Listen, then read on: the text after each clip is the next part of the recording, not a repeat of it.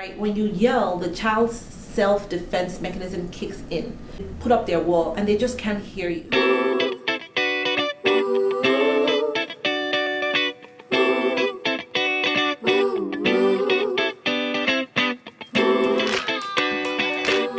Welcome to Soul Talk with Wura. I am your host, Wura Grant, and this is season 4.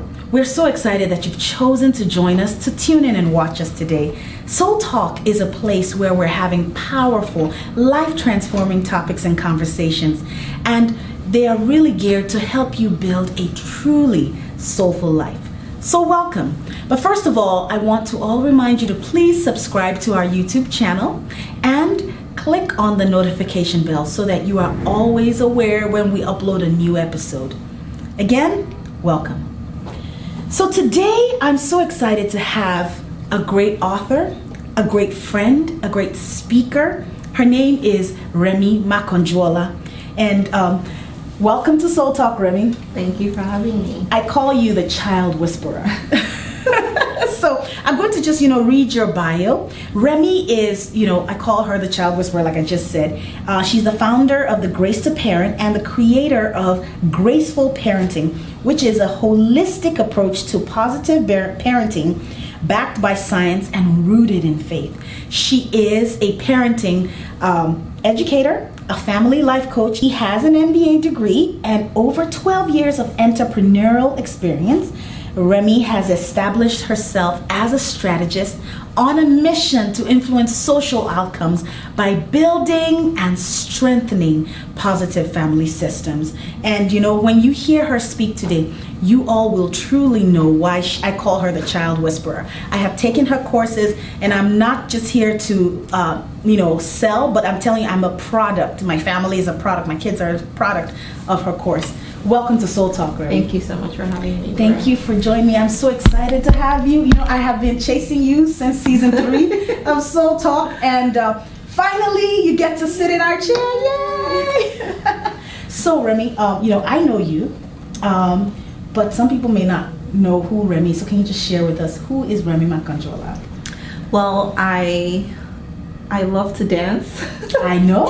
I love to dance. Whenever anybody asks me a question like that, I always, I've retrained myself not to say, well, I'm a mom, I'm married, and define myself by what I do. Titles, yeah. But I love to dance. I'm really a very simple person. I'm a minimalist. Mm-hmm. I function when there's no clutter and things are beautiful and just minimal. You're forgetting you're a great supporter of people's visions too. I am a great supporter of people's visions. You didn't have to say it, but it's something that I've seen you do in a lot of things, even with some of the things projects that I've worked on. Out of nowhere, you just show up, and I'm like, my goodness, you are such a huge supporter. So thank you for that, and just continue to be you. So I like to start off by just talking about something light. So what was the last book you read?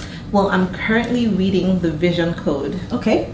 And it's a book for visionaries to sort of help you map out your vision and how do you bring your vision to life. If you have a big vision like I do, I love it. I know you do. And we all do, right? And just sort of gives you a roadmap and how to execute your vision as a visionary. Because as a visionary, you have dreams, you have all these things, and you can just stay stuck in the thinking of the dream, Absolutely. and not bring it to fruition. Yes, so absolutely. I'm just learning how to do I have to put that down because I do a lot of books. I do Audible, and I'm on this journey where I'm giving myself 10 books a year, 10 books. I'm like, I could do more than that, so I'll add that to my list. So you know what? Let's get right into it.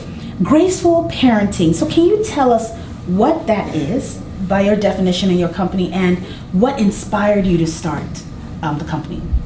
All right, so Graceful Parenting is my new parenting program. It's an online course that is self-paced, and it really just helps you to see parenting from a more holistic approach, right? So there's this buzz about positive parenting, intentional parenting. People want to be really intentional with what they're doing. Everyone is saying that, the way we were raised is probably not the way we want to raise our children. Times are changing. Mm-hmm. And so Graceful Parenting just helps you. We start off with your mindset. The first thing you want to do is retrain yourself, reprogram yourself, right? And unlearn the things that you grew up with, or the things that you've experienced through your own eyes or other people's lives, and just go on a journey from there, from your mindset, and really end up in a place where you are building a culture and a culture of and a legacy of love for in your family, you know. And that's the whole entire purpose for Graceful Parenting. It is a grace-based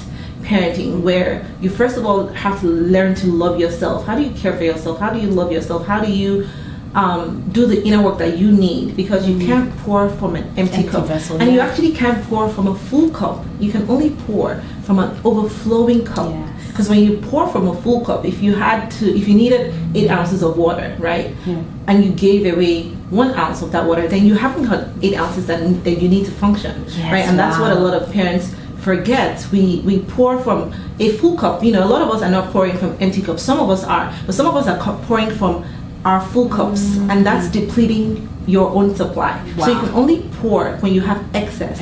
So you fill yourself up first, so that you can be present your best self to your family. So when you know, like, what birthed this? Like, was there something in your life that kind of birthed this vision and made it your life mission to, I say, you're transforming parents and children's lives, one life at a time, because I'm a product of that. So what inspired you?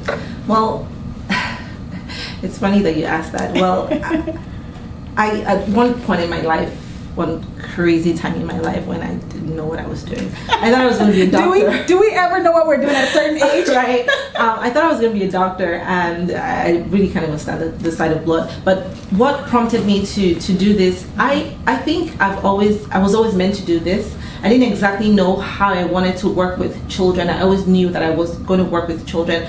But I think for me, the defining moment was as an adult when I got married and I was getting close to where I started to think about having children. I realized that I didn't have a blueprint for my parenting.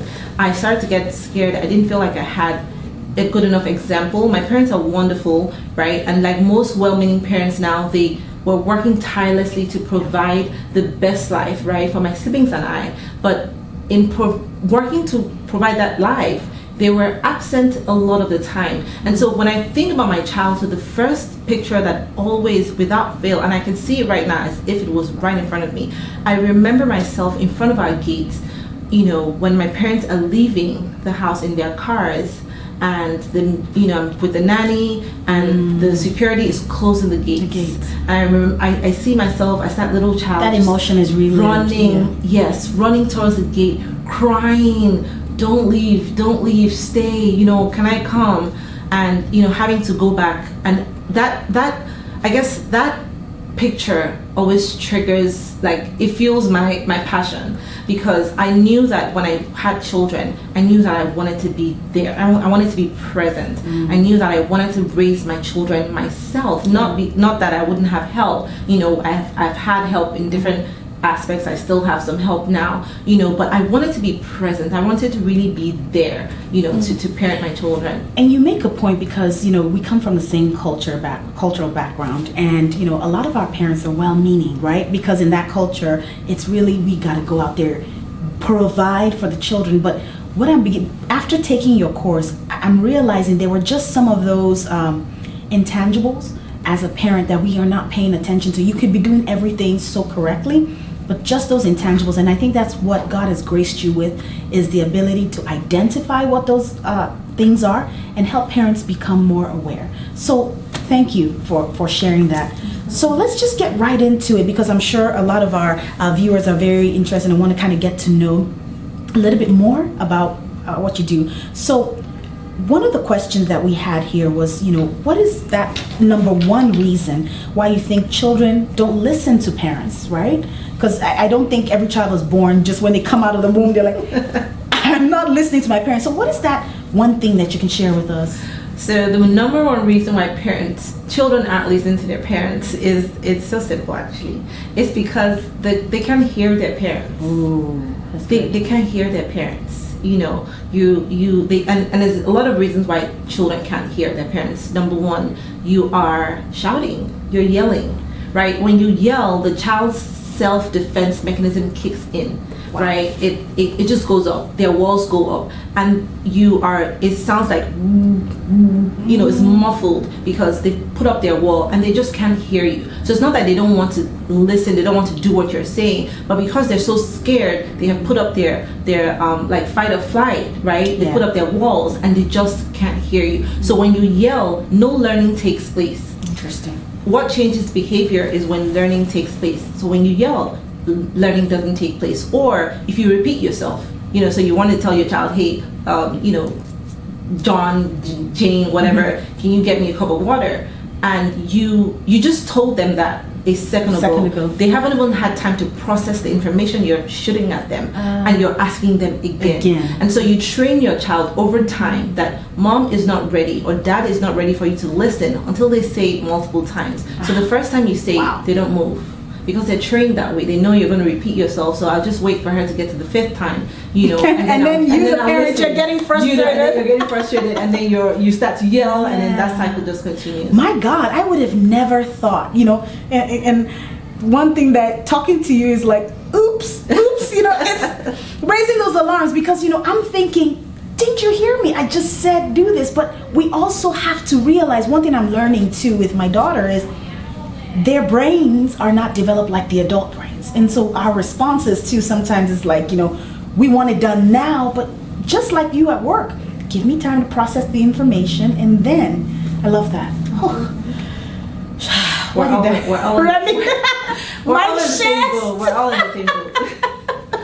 in the table. Well, thank you so much. And that's what I love so much about your ministry. I call it a ministry because you're saving lives and you're saving relationships one life at a time. So is it possible to parent without yelling? Is that even possible? Absolutely. How can we do that? Absolutely. It starts with your mindset. You have to want it. You have to know the cost of your yelling, right? And so for me, I like to paint a picture for parents. Actually, I just guide them to paint the picture yourself. I always want you to think about what you want your future relationship to look like. I want you to think about your dream vacation, for example. What does that look like? Build it out. Think about it. Who's there? Who comes? What if your child is like little now? A lot of us don't think past the age our children are now. So if your child is like 16, or your child is 2, or your child is 4, you're probably still thinking about them at that age. But think about them at 42, at 35, at 37, and you're going on a dream vacation with them. What does that look like? Yeah. So when you know the cost, if you have a vision of where you want to get to with your child, and somebody says to you, well, your yelling is going to cost you that, right? Then it makes you pause. So the first thing is you want to decide not to yell. You want to decide that if I'm going to be intentional, I'm not going to be lazy. Yelling is lazy. It's easy, and it helps your child to.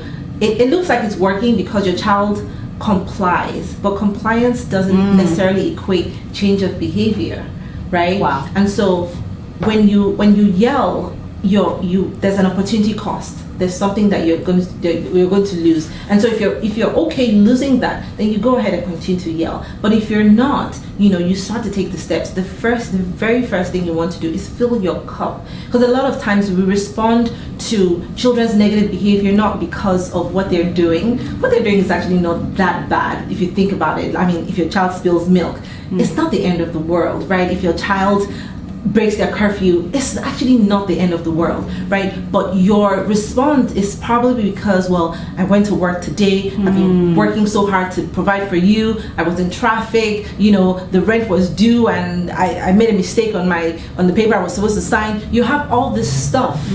Your cup is not filled, you're depleted, you're stressed out, and so you exaggerate your response to your child's negative behavior. Oh my God, that is so important, because two things that I'm hearing out of that statement is you're triggering your child's response in terms of when they grow older. That's what they're used to, that yelling, right? And so they probably like, I don't want, when you're in your 60s, I'm not going on vacation, you can go on. Absolutely. I don't want to have nothing to do with you. And then what I'm also hearing from that is that basically just that they're training themselves to, okay, in order to get things done, I need to hear a loud voice, I need to hear that push, that authoritative sound. Oh my gosh, okay, let's move on. Let's move on. So, what would you say to people who tell their kids, right, well, my parents yelled at me, so I should be able to yell. That's how we were raised. I've heard this a lot, not only from people from our culture, but they say, they beat us too now, and I turned out okay, or they yelled at me and I turned out okay. But for some reason, that doesn't sound right to me. So can you break that down for us? Absolutely. And this is, to all parents out there, the truth is you did not turn out okay. I didn't turn out okay. You didn't turn out okay. None of us turned out okay. If you think about the dollar amount that parents spend or just adults spend in therapy every year, it's a lot. It's in the thousands, it's in the millions, right? Because we are all trying to recover from our childhood. And there's this quote that I love so much by Pam Leo. It says, let's raise children that don't have to recover from their childhood. And the truth is, a lot of adults, a lot of parents right now, we are recovering. We're recovering from the damage that was done in our childhood. We're recovering from even well-meaning parents. This is not like a bash on parents, or a way for you to go fight your parents and say, hey, I'm recovering from the damage that you caused, because they did what they know, right? Just like we're doing what we know, but when you know better, you start to do better. Yeah. So we didn't turn out okay. That's what I would say. We didn't turn out okay. Wow. So what are some of those common mistakes that parents make that cost them that connection with their children?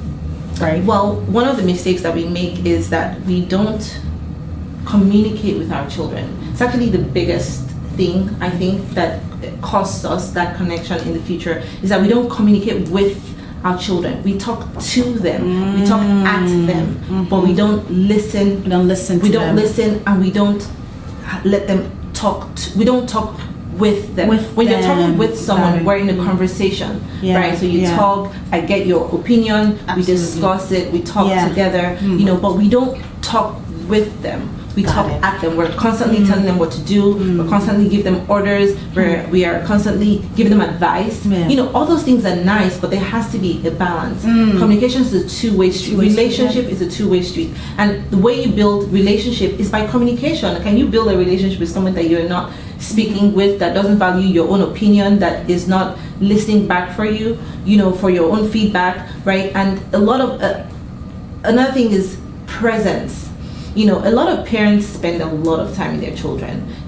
Actually we do. And so kudos to you parents that are out there spending time with your children, doing school run, all of these things, never getting a break. You want to go on vacation, you can't because your kids are there. So you only take the family vacation in the year. You don't have time to take your solo vacation, all that kind of stuff. So we spend a lot of time being in the same space with our children, but we spend very little time being present. Talk about the phone. With our children. The phone. We're not present. On Instagram. We're in the same, we're in the same space, but we're not. I agree with in you. the same mental space. Yeah. And that's something that I picked up when I took your course, the one that I just completed. I realized that being aware of my daughter's presence, I noticed she never told me, Mom, get off your phone. But when I made that decision to put the phone down and just spend time with her, it's so fascinating to kind of just understand what my daughter really had so many topics and questions. I was like, oh my God, this child is super intelligent, but I wasn't aware. I was there, especially this pandemic. This was a time where we spent so much time together. So that course was, what I love about each module, it's not something you get from a textbook. It really pulled out so much, a lot of nuggets that you just can't read in a book. So thank you. So let's keep going, because I know we don't have a lot of time, but you have so much that you want to share, but I want to make sure we cover some of these critical questions that we had. So what are just those two specific things that a parent can do to connect more with their kids? Because some of us, we're doing our best and we're not aware that we're not connecting. So what are those one or two things that you think we can do? Well, so the thing about connection is, truly, connection is about bringing together of hearts, right? And the truth is that everything you want to teach your child is on the other side of connection. So it's so important for you to get connection right. And connection doesn't have to take a lot of money, doesn't have to take a lot of your time. It's not about the quantity of time you spend with your child, but the quality of time you spend with your child. So one of the things that I always is one of the most useful things that you can do to connect better with your child, and it's so simple. Get involved in their play. Get involved with their play. A lot of times, parents fight with their children most on the things that children like to do the most. So if you think about it, you have a son that likes to play video games, and you're always playing your video games. You don't do your homework. You play your video games. You're playing your video games in the morning. You haven't done your dishes. You're playing your video games. So you're fighting them on the thing that they love to do the most. Sometimes, I'm not saying that those things aren't right. I'm not saying that they should be on the video game all day. But sometimes, get involved. The reason why the video game is such an enemy to you as a parent is because you're not involved in it. Get involved in the playing of the video games, right? So if your child plays video games like 50% of the time, at least 5% of the time, you get involved, right? So that 5% of the time doesn't count for the time that he's just playing video games and not doing what he's supposed to be doing, right? Get involved in your child's play. If you have a child that loves dinosaurs, if you don't care for dinosaurs, my son loves dinosaurs. You don't understand the names, you don't, whatever. Get involved in their play. Right. If you have a daughter that loves to read together, like whatever it is that they love to do, get involved in their play. Awesome. It reduces the time that you're fighting them over the things that they love. Because what happens is when you fight them over the things that they love, they look for someone who likes what they like. And that person may not always be safe. Wow. Right? That person may not always be safe. You want to be that person who is involved with their play, who they can interact with on their level, come down to their level and get involved with their play.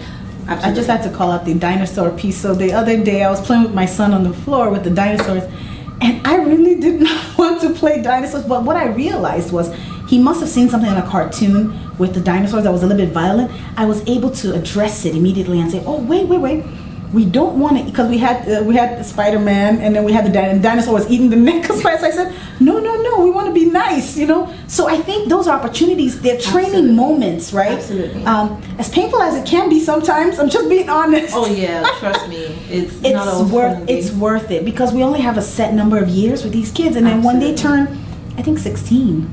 That's when their mind starts to kind of drift to be more independent. Absolutely, and I love what you just said about the time. A lot of us don't think about, we're so caught up in the present moment, we don't think about how much time we have. And the truth is, we have, depending on where you live, what the rules are in your country, you have a certain amount of shared experiences. Yes. That's what I call those. So if you think about it, I recently celebrated 11 years with my husband, and congratulations. We went away. Thank you. We went away, and we were talking, and we got to talking, and we realized we have 9 years left with my oldest. Wow. And I was just like, I just started bawling.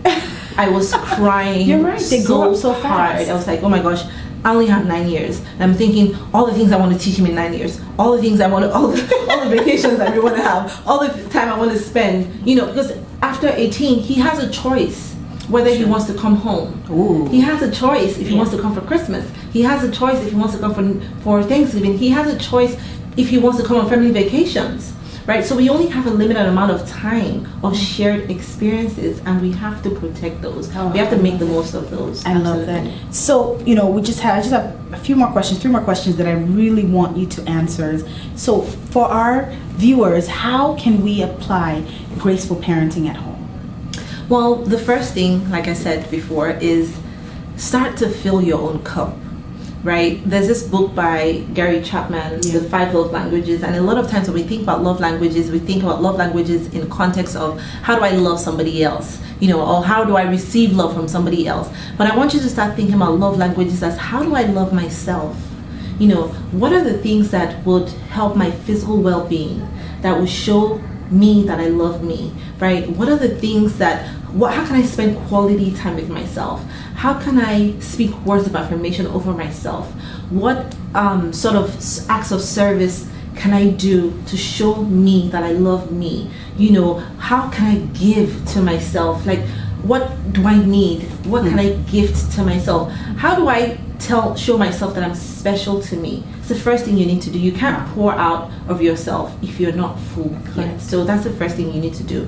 And then give yourself grace. We're not going to get it right all the time. All of these things I'm saying, I'm only saying them because I'm constantly, I'm in the trenches with you, with all of you, and I am constantly working on the same things, right? So there's no guarantee that when I get home I'm not going to yell at my kids, right? But I make a conscious effort every day to not to yell at my kids. I make a conscious effort I set the intention every single day, every single minute, every single moment that I have with them to define the kind of parenting that I want to be, right? But not just that, I also make sure that I'm present and make sure that I'm there mentally, connecting, looking into their eyes, finding out what makes them tick and joining in their play. How do you be a graceful parent? Like I said, you give yourself grace, right? You're not going to always get it right. When you fall, when you err, when you yell, forgive yourself. Yeah. Forgive yourself, and not just forgive yourself. Ask your child also to forgive you. Yes. And then just go on. Like I said earlier, the quote by Maya Angelou that I love it, I live by it, is you do what you know until you know better, and when you know better, you do better. So as you grow, as you learn, you get new information, you implement, you do it. Give yourself grace. That's the biggest thing. Give yourself grace. It's not you're not going to get it right all the time. You're going to mess up a lot more than you even get it right. But the great thing about the grace of God is that it covers you. So one of my mentors gave me a visual, and I love visuals, and she gave me this example. She said, when you think about God in parenting, think about a mural, and he has called you to join him in painting this mural.